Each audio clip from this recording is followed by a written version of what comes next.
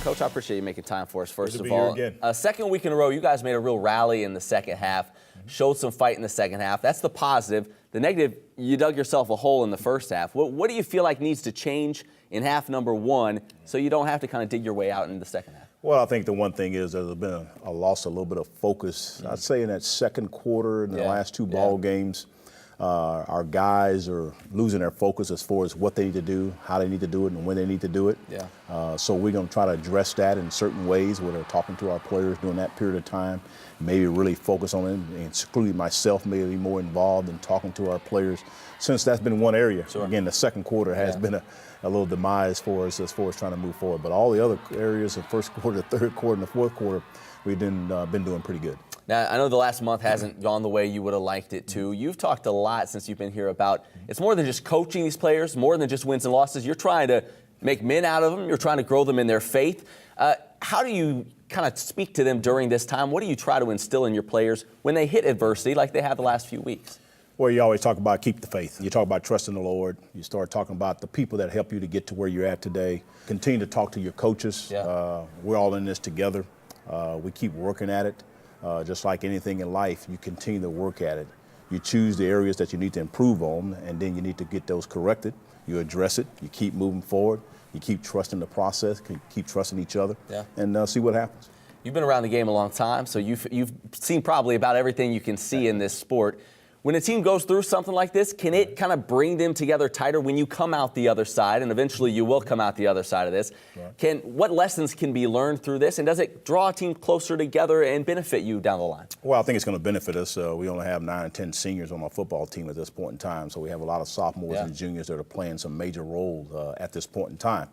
And again, how do you handle adversity? Early in the year, you're trying to how to handle prosperity.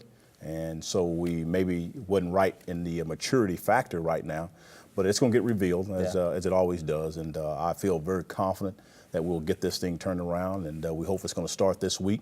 Our players continue to work hard, continue to work together. They continue to stay unified. They are doing that. Our coaches continue to stay unified. We need to make a few adjustments to help our team be successful. You mentioned the youth. Sophomore quarterback Buckshot Calvert, we've talked a lot about him. 5 touchdowns in this past ball game. Now just 3 away from tying the single-season Liberty record for touchdown passes in a season.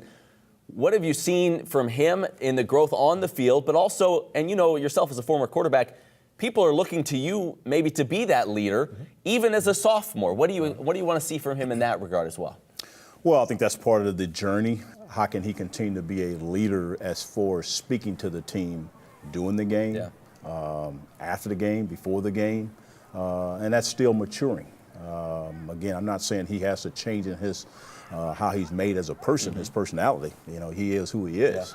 But there are times at that point that you may need to speak up to your team in a positive way, continue to keep them energized, and continue to have them process everything and get a better execution on the football field. Sometimes it's still also just mention something to the defense. You as an offensive player just touch the base with your defense and vice versa. So we're in that learning phase, continuing through our whole football team. I feel good about it, and I think our fans can stay tuned. And again, I think it's finish the season out in the right way. And you guys stay on the road here this next week at Gardner Webb. You look at them on paper 1-6.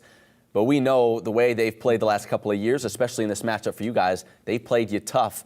What do you expect from this ball game? What have you seen from them, despite that record, areas to be aware of?